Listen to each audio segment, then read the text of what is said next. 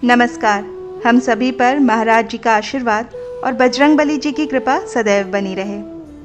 भगवान हमारी परीक्षा क्यों लेते हैं, किन रूपों में लेते हैं और किस तरीके से लेते हैं, आज के इस अंक में हम इसी विषय पर चर्चा करेंगे। जब आप भक्ति करना शुरू करते हैं तो धीरे धीरे जब आपकी भक्ति परिपक्व होनी शुरू होती है, उस समय ईश्वर आपकी परीक्षा लेते हैं। वो जब परीक्षा लेते हैं तो कई बार आपके साथ ऐसा होता है कि आपके घर में आर्थिक परेशानियां बढ़ने लग जाती हैं, शारीरिक बीमारियां बढ़ने लग जाती हैं। ऐसा लगता है मानो बीमारियां घर छोड़ने का नाम ही नहीं ले रही। ये सब उनकी परीक्षा ही होती है। जब आपके हृदय में उनके प्रति विश्वास टूटना शुरू हो जाए, आपको ऐसा लगे कि ईश्वर मेरे साथ है ही नहीं, जब आप पूजा पाठ कर रहे हैं और आपके साथ इस प्रकार की घटनाएं घटित होने लगे कि आपका विश्वास डोलने लगे, तो आप याद रखें कि ईश्वर आपकी परीक्षा ले रहे हैं। इस समय सबसे ज़्यादा ज़रूरी होता है ये बात याद रखना कि आप बिल्कुल किनारे पर ही खड़े हैं। आपकी नैया किनारे पर ही है, बहुत पास है, वो पार होने वाली है। बस उसमें थोड़ा सा समय है, थोड़ा सा और कष्ट है, उसमें ज़रूरत है थोड़ा सा धैर्य और थोड़ा सा और संयम रखने की। हमारे साथ यही तो होता है कि हम जीवन भर भक्ति करते हैं, जीवन भर हम उस ईश्वर की भक्ति करते हैं और हमें जब हमारा इच्छित फल प्राप्त नहीं होता, परेशानियां जीवन में बढ़ने लगती हैं, जब हमारी नैया बिल्कुल पार होने वाली होती है, उस समय ईश्वर हमारी परीक्षा लेते हैं ताकि अगर हम विश्वास को अडिग रख लें तो हम पार हो जाते हैं। वहीं अगर विश्वास टूट गया तो फिर हम उसी भंवर में फंस के रह जाते हैं। इसलिए ईश्वर की कृपा किसी किसी पर ही होती है।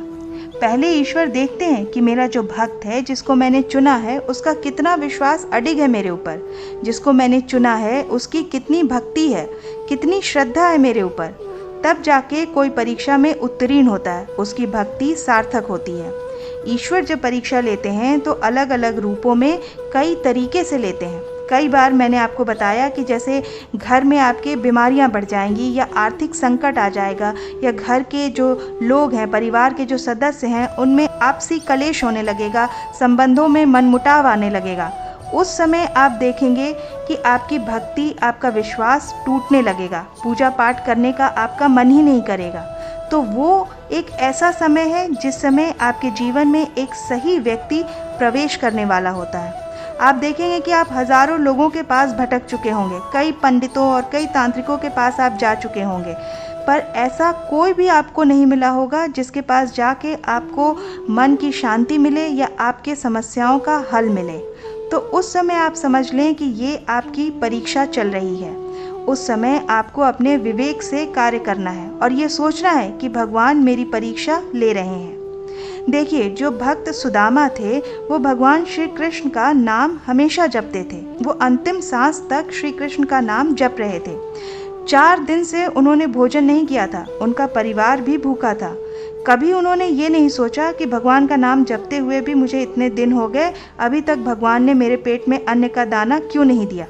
और भगवान की जब कृपा हुई तब एक ऐसी अवस्था में वो थे जब वो भव सागर से पार होने ही वाले थे, किनारे पर ही थे। उस समय ईश्वर ने उनकी परीक्षा ली। 4 दिनों तक वो भूखे थे, उनका परिवार भूखा था। जब वो द्वारिका गए थे पैदल तो लोगों ने उन्हें ताना मारा, उनका मजाक उड़ाया। उन लोगों ने उन्हें वहाँ से ये कहकर भगा दिया कि ये भगवान कृष्ण के दोस्त कैसे हो सकते हैं। और यही वो समय था जब भगवान श्री कृष्ण स्वयं भागते हुए उनसे मिलने के लिए बाहर आए। उन्होंने उन्हें अपने गले से लगा लिया। ये प्रसंग आज भी याद किया जाता है। क्यों याद किया जाता है? क्योंकि वो भक्त की परीक्षा थी जिसमें वो उत्तीर्ण हुए। ऐसे ही हमें भी समझना है कि जो हमारी परीक्षा चल रही है, इसमें हमें पार होना है। जब आप परेशानियों से घिरे हुए हैं, वो आपकी परीक्षा ही है और आप भव सागर से पार होने ही वाले हैं। परेशानियां आती हैं, सभी के जीवन में आती हैं। ऐसा कोई नहीं है जिसके जीवन में परेशानी ना हो। कोई कितनी भी भक्ति कर ले, उसका पूरा जीवन सुखमय कभी नहीं होता। कभी ऐसा नहीं होता, चाहे वो कितना भी बड़ा भक्त हो, कितना भी बड़ा सेवक हो, कितनी ही भक्ति करता हो, कितनी ही तपस्या करता हो, पर कभी उसके साथ ये नहीं होता कि उसको सिर्फ और सिर्फ सुख ही मिले। ऐसा कभी नहीं होता। आपके कर्म जो आपने किए हैं, भक्ति एक अलग मार्ग है। आपके कर्म तो आपको भोगने ही होंगे और जब आपके कर्म की अवधि समाप्त हो जाएगी, तब आपके जीवन में एक ऐसा व्यक्ति प्रवेश करेगा जो आपको इन सारी समस्याओं से छुटकारा दिला देगा। पर वो जब समय आता है, तब आपकी परीक्षा का समय होता है। आपकी ईश्वर परीक्षा लेते हैं। आप उन कर्मों को जब भोगते हैं और ईश्वर की भक्ति करते चले जाते हैं, अपनी भक्ति में कभी भी आप रुकावट आने नहीं देते, तब जाकर के आप लोहे से सोना बनते हैं। आप और निखर कर आगे आते हैं और ऐसे ही लोग ईश्वर को प्रिय होते हैं। ऐसे ही लोग ईश्वर को प्रिय होते हैं जो परेशानियों में भी ईश्वर का नाम लेते रहते हैं, जो दुख में भी ईश्वर का नाम जपते रहते हैं, जो सुख में भी ईश्वर को भूलते नहीं हैं, वही लोग उनको प्रिय होते हैं। तो कभी भी अगर आपके जीवन में परेशानियां आ रही हैं, तो ये मत सोचिए कि ईश्वर मेरी परेशानियों को क्यों नहीं मिटा रहे। ध्यान रखिए इस चीज़ का कि भगवान आपकी परेशानियों को नष्ट कभी नहीं करते, बल्कि वो उनको सहने की शक्ति देते हैं, उन दुखों को सहने की शक्ति आपको प्रदान करते हैं। जब आपके जीवन में कष्ट आने लगते हैं, तो उनकी भक्ति उन कष्टों को सहने की क्षमता प्रदान करती है। जब आपके जीवन में कष्ट आने लगते हैं, तो ईश्वर की भक्ति आपको उन कष्टों को सहने की क्षमता प्रदान करती है। भगवान की भक्ति जब आप करते हैं, तो दुख तो आएंगे ही, आपके कर्मों के अनुसार आपको दुख भोगने ही हैं, पर ईश्वर का सहारा आपको ऐसे समय में प्राप्त होता है।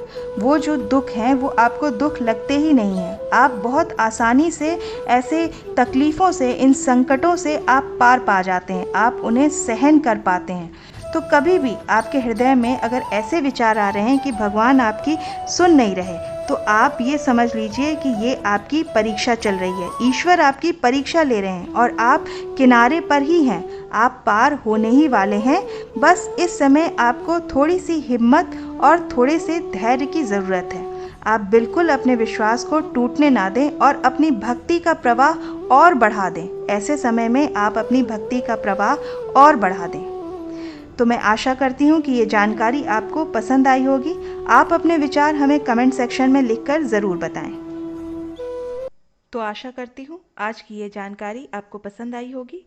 आप अपनी प्रतिक्रिया हमें कमेंट सेक्शन में लिख करके ज़रूर बताइएगा। मिलते हैं अगले अंक में, तब तक के लिए जय श्री राम, जय बाबा की।